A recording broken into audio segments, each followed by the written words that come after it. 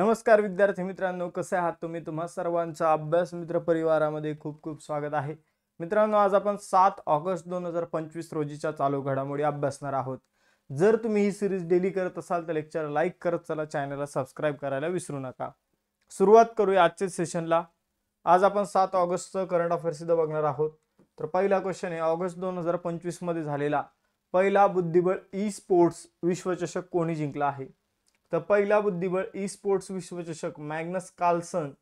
आता मॅग्नस कार्लसनची एक टीम आहे, तर त्यांनी हा विश्वचषक जो आहे पहिला ई स्पोर्ट्स बुद्धिबळ विश्वचषक जो आहे तो जिंकलेला आहे.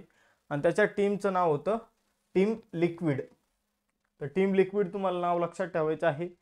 नॉर्वेजियन ग्रँडमास्टर आहे मॅग्नस कार्लसन. आपण जर बघितलं तर चेसच्या खूप मोठ्या मोठ्या स्पर्धा याने जिंकलेल्या आहे. विश्वनाथन आनंदला सुद्धा या मॅग्नस कार्लसनने हरवलं होतं. तर त्याची टीम जी आहे टीम लिक्विड, तर तिने अंतिम फेरीमध्ये टीम फाल्कनचा पराभव केलेला आहे. तर अलीरेझा फिरोजा यांच्या त्यांनी टीम फाल्कनचा पराभव केला होता फायनलमध्ये. भारतीय ग्रँडमास्टर अर्जुन एरिगेसी या स्पर्धेमध्ये 4थ्या स्थानावर राहिलेला आहे.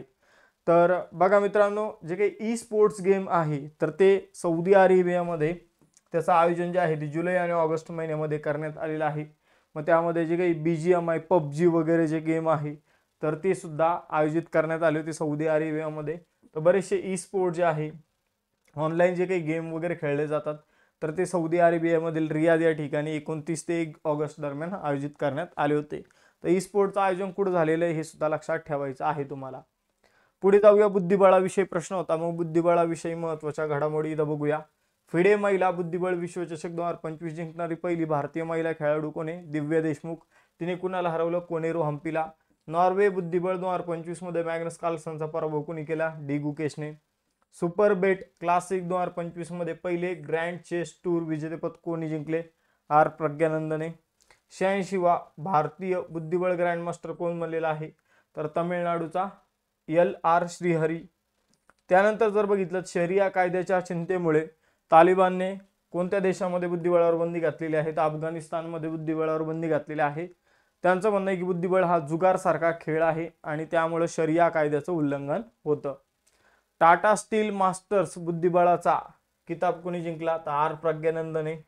2025च्या फिडे बुद्धिबळ विश्वचषकाचे यजमानपद कोणाकडे आहे? तर भारताकडे. महिला जागतिक रॅपिड बुद्धिबळ अजिंक्यपद स्पर्धा 2025 कोणी जिंकली? कोनेरू हम्पीने. तर आपण जर बघितलं तर फिडे महिला बुद्धिबळ विश्वचषक दिव्या देशमुखने जिंकला आणि महिला जागतिक रॅपिड बुद्धिबळ अजिंक्यपद स्पर्धा जी आहे ती कोनेरू हम्पीने जिंकलेली आहे. सर्वात तरुण जागतिक बुद्धिबळ विजेता कोण आहे? तर डी गुकेश. त्याने चीनच्या डिंग लिरेनचा पराभव केला. टाटा स्टील बुद्धिबळ स्पर्धा जी आहे तर टाटा स्टील बुद्धिबळ इंडिया ब्लिट्सचा किताब कोणी जिंकला? तर मॅग्नस कार्लसनने. आणि कोणत्या बुद्धिबळ पटूची मेजर ध्यानचंद खेलरत्न पुरस्कारासाठी निवड झाली? तर तो आहे डी गुकेश. दुसरा क्वेश्चन आपण इथे बघूया मित्रांनो. दुसरे संयुक्त राष्ट्र अन्न प्रणाली शिखर परिषद स्टॉकटेक 2025 कुठे आयोजित करण्यात आले होते? तर बघा मित्रांनो, आपण जर बघितलं तर united nation food systems summit जे आहे स्टॉकटेक या नावाचं, united nation food system summit stocktake या नावाचं जे आहे तर ते इथिओपियामध्ये आयोजित करण्यात आलेलं आहे. याचं यजमानपद म्हणजे आयोजन 2 देश करणार आहे, इथिओपिया आणि इटली. पण सुरुवातीला इथिओपियामध्ये याचं आयोजन जे आहे ते आता करण्यात आलेलं आहे. पुढे जाऊन अजून काही महिन्यांनी याचं आयोजन जे आहे ते इटलीमध्ये करण्यात येईल. पण आता सध्या कुठे करण्यात आलेलं आहे? तर अदिस अबाबा इथिओपियामध्ये याचं आयोजन करण्यात आलेलं आहे. ही दुसरी संयुक्त राष्ट्र अन्न प्रणाली शिखर परिषद आहे जिला स्टॉकटेक या नावाने ओळखलं जातं. पहिली परिषद जी आहे फर्स्ट ती इटलीमध्येच आयोजित करण्यात आली होती आणि दुसरी आता पहिल्यांदा इथिओपियामध्ये तिचं आयोजन होईल, कालांतराने इटलीमध्ये आयोजन केलं जाणार आहे. तर रिसेंटलीचं आयोजन जे आहे ते अदिस अबिबा इथिओपियामध्ये करण्यात आलेलं आहे.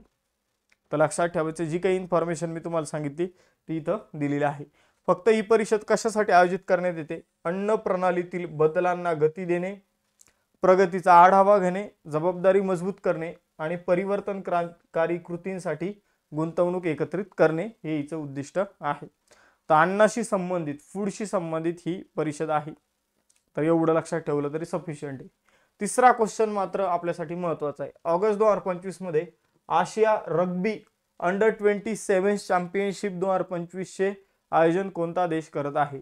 तर रग्बी नावाचा खेळ तुम्हाला माहित असेल, जो मोस्टली युरोपियन देशांमध्ये फेमस आहे. तर रग्बी अंडर-27 चॅम्पियनशिप जी आहे तर ती अलीकडे 2025 मध्ये आयोजित होणार आहे राजगीर बिहारमध्ये.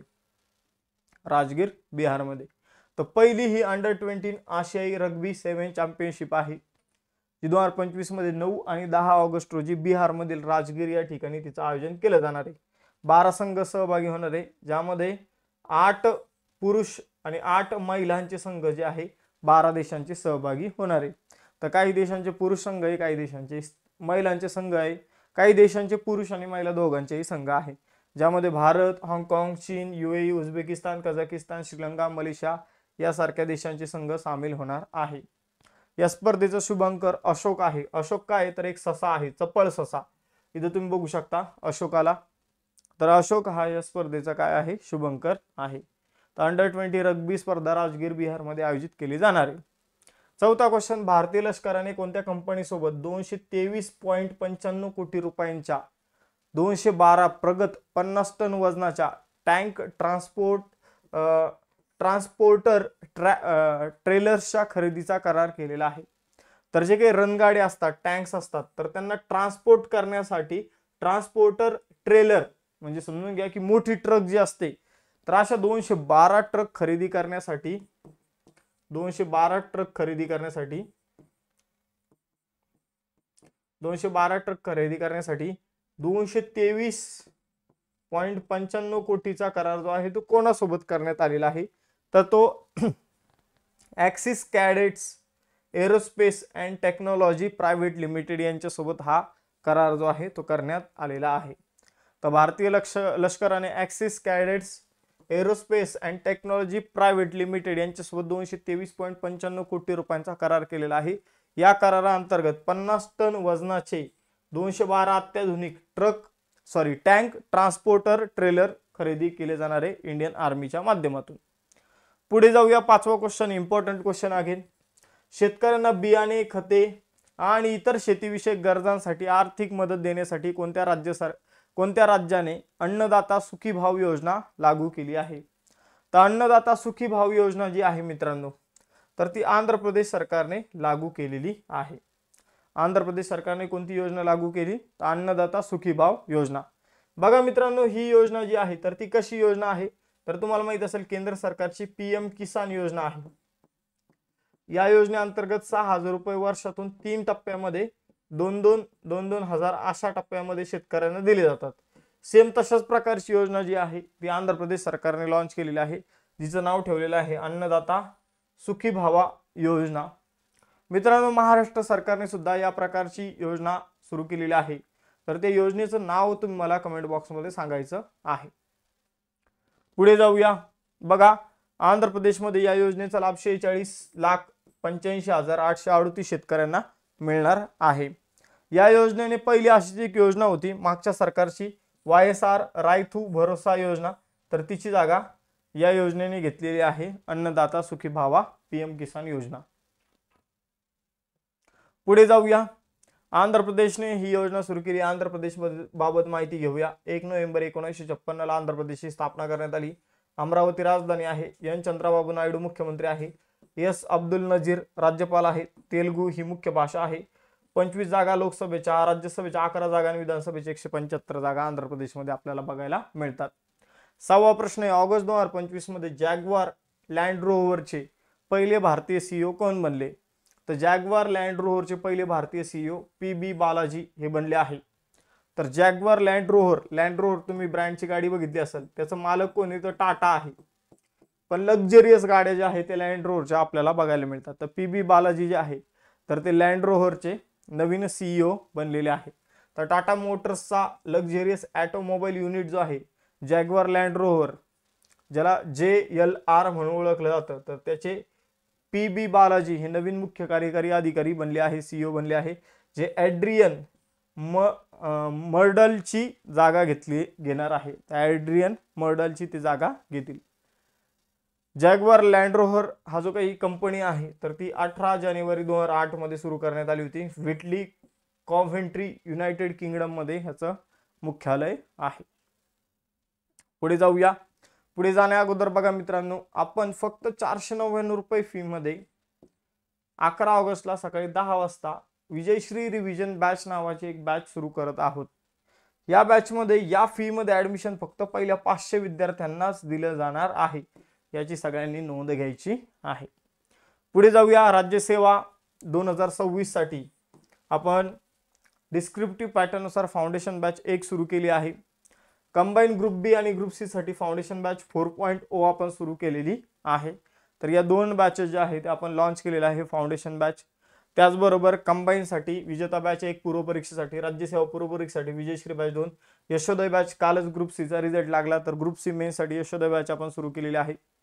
21,000 प्लस PYQ ची देखील आपण बॅच सुरू केलेली आहे, ज्यामध्ये 21,000 प्लस PYQ तुमच्याकडून तुम्हाला इथं शिकवले जाणार आहे स्पष्टीकरणासह. त्याचबरोबर या नोट्स तुम्हाला अभ्यासमित्र ऍप्लिकेशन मध्ये मिळेल. ही टेस्ट सिरीज अभ्यासमित्र ऍप्लिकेशन मध्ये मिळणार आहे. मित्रांनो, अभ्यासमित्रचं ऍप्लिकेशन जे आहे ते तुम्हाला डाउनलोड करायचे. त्यामध्ये सगळ्या बॅचेसवर डिस्काउंट आहे.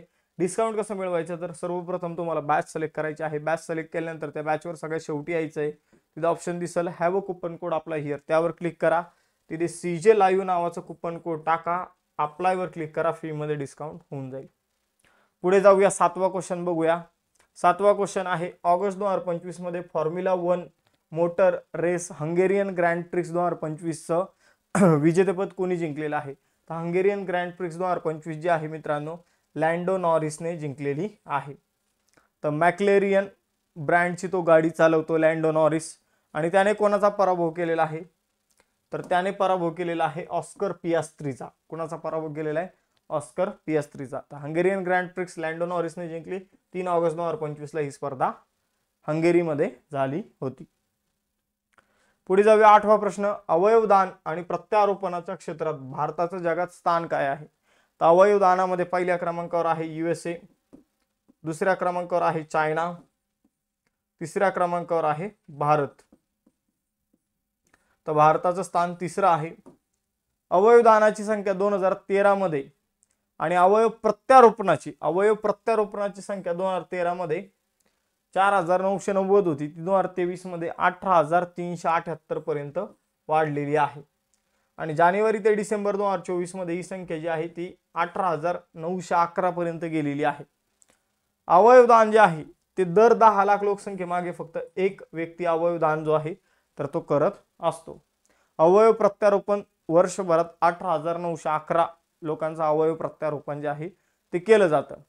अमेरिका यामध्ये पहिल्या क्रमांकावर आहे, चीन दुसऱ्या क्रमांकावर आहे आणि भारत जो आहे तो तिसऱ्या क्रमांकावर आहे. याबाबतची आकडेवारी केंद्रीय आरोग्य आणि कुटुंब कल्याण मंत्री जगत प्रकाश नड्डा यांनी जाहीर केलेली आहे. 9वा क्वेश्चन आहे ऑगस्ट 2025 मध्ये बांधले जाणारे उत्तर प्रदेशातील पहिले खासगी रेल्वे स्टेशन कोणते आहे. तर उत्तर प्रदेशमध्ये पहिले खासगी रेल्वे स्टेशन जे आहे ते गोमती नगर रेल्वे स्टेशन तयार केले जाणारे. तर एक खासगी रेल्वे स्टेशन असणारे, सरकारचा सुद्धा यामध्ये रोल असणारे, पब्लिक प्रायव्हेट पार्टनरशिप अंतर्गत तयार केले जात आहे. PPP मॉडेल याला म्हटलं तर PPP मॉडेल. तर आपण जर बघितलं तर हे जे रेल्वे स्टेशन आहे तर यामध्ये विमानतळासारख्या लक्झरियस सुविधा ज्या आहेत तर त्या उपलब्ध करून दिल्या जातील. मग आपण जर बघितलं तर फूड कोर्ट असेल, त्यानंतर जर बघितलं तर वेटिंग लॉज असेल, तर अशा दर्जेदार सुविधा ज्या आहेत ते उपलब्ध करून दिल्या जाणार आहे. गोमती नगर रेल्वे स्टेशन जे आहे तर ते डेव्हलप केले जाणार आहे खासगी कंपन्यांच्या माध्यमातून, अशा प्रकारचं ते दिसेल.